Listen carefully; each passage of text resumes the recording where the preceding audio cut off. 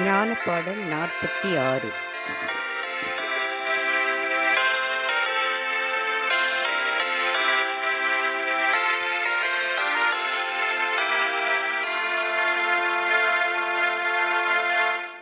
ஓரமாற்றும் சேமமாய் தேவன் காத்தாதயவாய்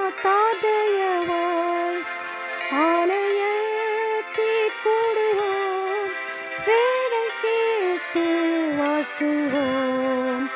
வாரத்தில் மேலானதே மோட்சம் காட்டும் நாளிதே, வாரத்தில் மேலானதே மோட்சம் காட்டும் நாளிதே.